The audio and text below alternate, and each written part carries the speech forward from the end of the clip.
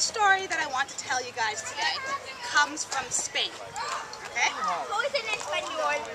It's got a couple words in Espanol, but it's not. I don't really speak very much Spanish, but it comes from Spain originally. Okay? So, this is a story about a little chicken named Medio, Pollito. Okay? I love chicken. Once, there was an old woman who was very poor. She was so poor that all she owned in the world was a single hen, a scrawny hen. And one day, this hen laid an egg, a scrawny egg. And though the old woman was very hungry, she could not bring herself to eat her poor hen's only egg. And they waited for it to hatch. And when it finally hatched, out popped a single chick, a scrawny chick. Now this chick was so scrawny that he had but one eye, one wing, one leg, and only half his feathers. They named him Medio Pollito, which is Spanish for half a chick. Now though Medio Pollito was but half a chick, he ate like 2 whole chicks. And so the old woman, not knowing what else to do, sent him out in the world to find his own food.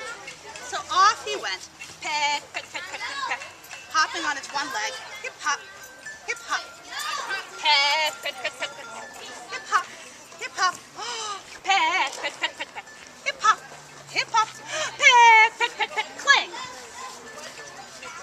Clang? There, on the ground, was an orange made entirely out of gold. Well, Medio Pollito peeped excitedly. He scooped up the golden orange with his single wing, and he hopped back to the old woman and his mother as fast as his little leg could carry him. And he said, "Look at this golden orange I found. I am going to take it to the king and exchange it for a bushel of wheat for us to eat." And so he set off down the path, following the river as long as he could, hip-hop, until he met Brother Fox. And Brother Fox said, "Where are you going, Medio Pollito?" "Oh, I am going to the palace, and I'm going to exchange this golden orange for a bushel of wheat." "May I come with you?" asked Fox, "for I have always wanted to see the palace." "Yes," peeped Medio Pollito. "Make yourself small as the tiniest thing, hop into my beak, and we'll go see the king." And so Brother Fox made himself small, and he hopped into Medio Pollito's beak, and they continued on down the path, hip-hop, until they met Brother Lion. "Where are you going, Medio Pollito?" asked Lion. "Oh, I am going to the palace, and I'm going to exchange this golden orange for a bushel of wheat." "May I come with you?" asked Lion, "for I have always wanted to see the palace." And what do you think Medio Pollito said? "Yes! Make yourself small as the tiniest thing, hop into my beak, and we'll go see the king." And so Brother Lion made himself small, and he hopped into Medio Pollito's beak, and they continued on down the path, hop, hip hop, until they were almost at the palace. Now remember, they were following the river, right? And so then, when they almost reached the palace, Sister River spoke up.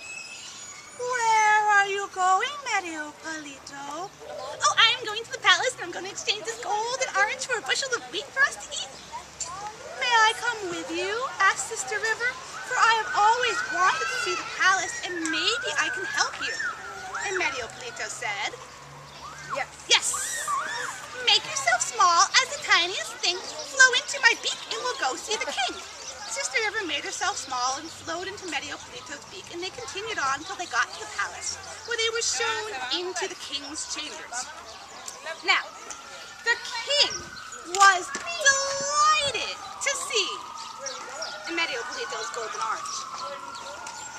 Medio Pollito said, "You may have this golden orange if you give me a bushel of wheat in exchange." The king laughed. And he took Medio Pollito's golden orange, and he said, throw this chick into the hen house.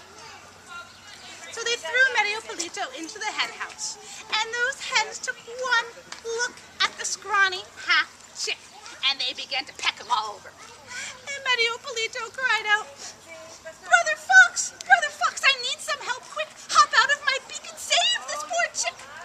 And so Brother Fox hopped out of Medio Pollito's beak, and he sprang at those chickens. And it wasn't long before there was nothing but silence in the hen house. And the next morning, when the servants came to open the doors, all they saw was Medio Pollito standing there in the center of the hen house, feathers strewn around the ground. And Medio Pollito hopped back to the king's chambers, peeping, "Give me my bushel of wheat!" And what did the king do? He laughed. Can you try that with me? And he said, "Throw him in the stable with the mules." So they threw Medio Pollito into the stable with the mules, and those mules took one look at the scrawny half chick, and they began to kick him back and forth like a soccer ball. And Medio Pollito cried out, "Brother Lion, I need some help, quick, hop out of my beak and save this poor chick."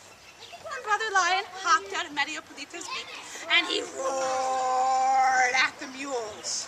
Well, those mules were so frightened that they burst down the stable doors, and they ran away as fast as they could with Brother Lion hot on their heels.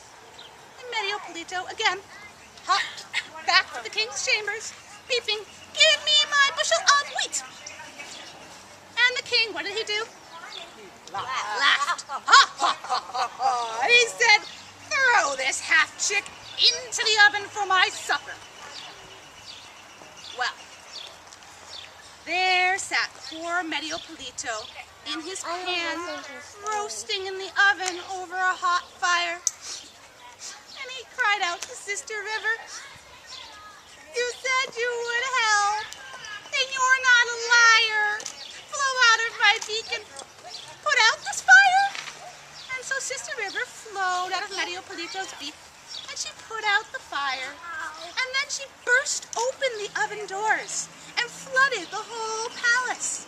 And Medio Pollito floated in his pan back to the king's chambers, where the king had climbed the curtains and was hanging from the chandelier, trying desperately not to fall into the water below.